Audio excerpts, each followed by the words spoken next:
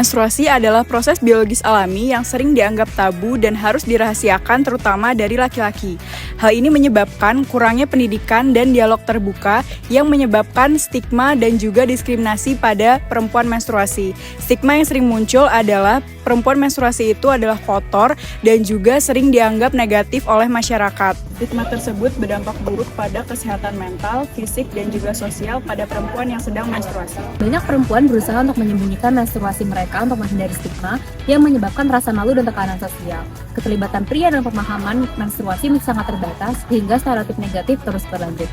Untuk itu, penting untuk melibatkan laki-laki dalam pendidikan menstruasi guna menghilangkan tabu, mengurangi stigma, dan menciptakan lingkungan yang inklusif dan suportif. Menstruasi adalah proses keluarnya darah dari rahim sebagai tanda dinding rahim luruh karena tidak ada pembuahan. Peristiwa ini terjadi secara berkala, biasanya setiap 28 hari, dan disebut siklus menstruasi. Siklus menstruasi terdiri dari 4 fase. Pertama, fase menstruasi, saat darah keluar karena lapisan rahim luruh. Yang kedua, fase folikuler, di mana folikel ovarium berkembang dan hormon estrogen akan menebalkan dinding rahim. Yang ketiga, fase ovulasi. Ini terjadi sekitar hari ke-14, ketika sel telur dilepaskan dan ini adalah masa subur. Yang keempat adalah fase luteal, di mana hormon progesteron akan menjaga lapisan dinding rahim. Nah, bila tidak ada pembuahan, hormon akan menurun, lapisan akan luruh, dan siklus menstruasi dimulai lagi secara berulang. Di banyak masyarakat, menstruasi masih dianggap tabu dan lekat dengan stigma negatif, terutama karena pengaruh budaya patriarki.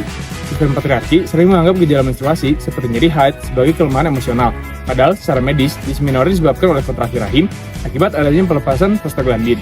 Hanya minimnya pemahaman pria terhadap proses biologis ini justru memperkuat stigma dan menghambat dukungan sosial yang dibutuhkan perempuan. Akibatnya, perempuan sering merasa terisolasi, stres, dan kualitas hidupnya pun menurun. Bahkan ini bisa memperparah kondisi medis seperti siklus haid tidak teratur. Edukasi dan empati jadi kunci utama.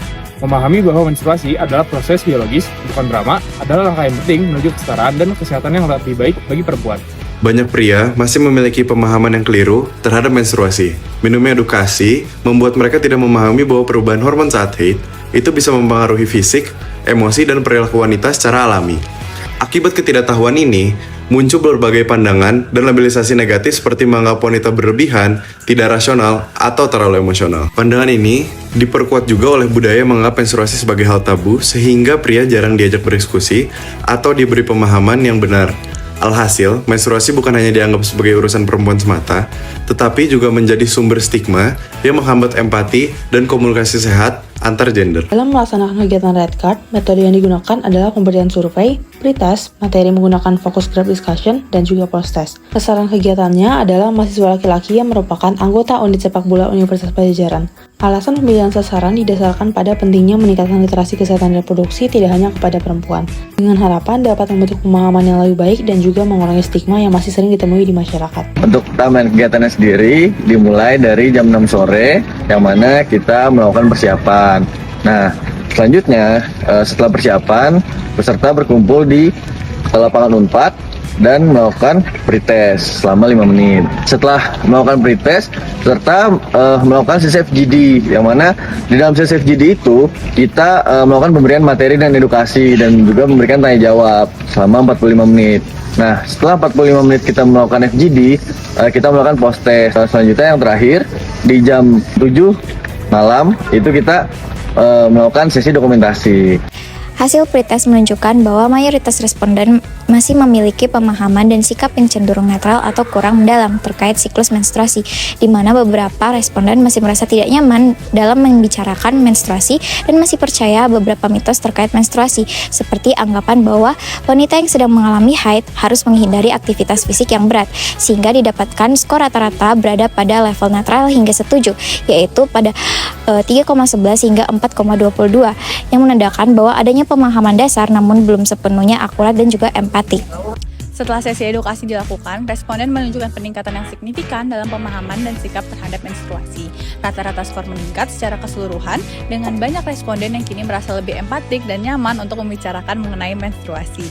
Sebagian besar responden menyatakan bahwa mereka kini telah memahami lebih baik mengenai fase siklus menstruasi dan juga pengaruh hormon, serta sudah siap untuk mendukung teman atau pasangannya yang sedang haid.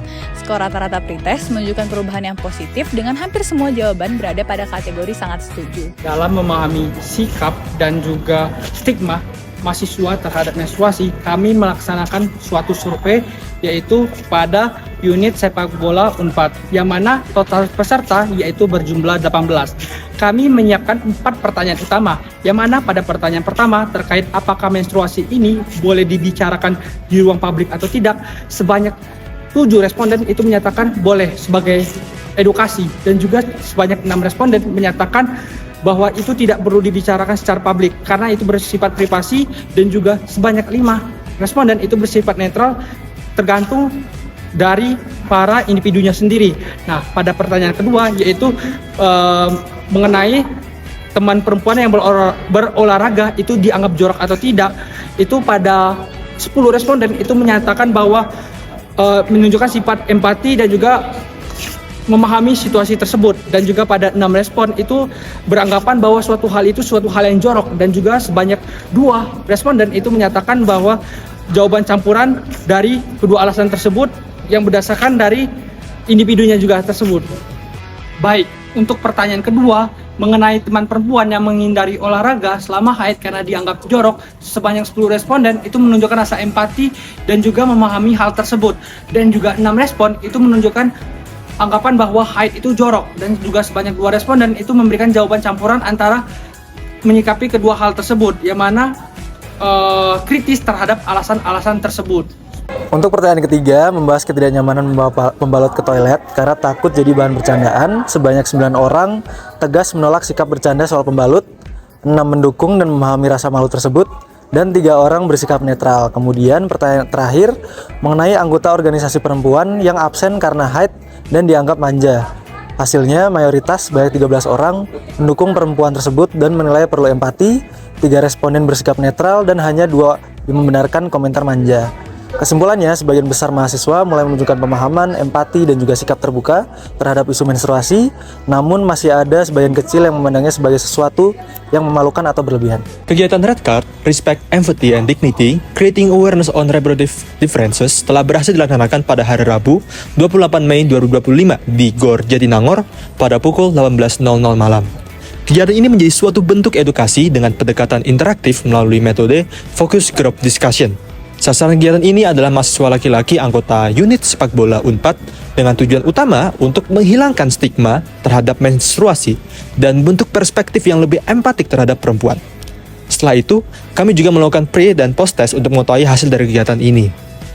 Dengan adanya kegiatan Red Card, harapan dari kami bisa dapat menunjukkan peningkatan kesadaran dan empati, sekaligus menjadi langkah awal dalam bentuk pandangan saling menghormati dan menghargai perbedaan biologis, khususnya pada stigma menstruasi.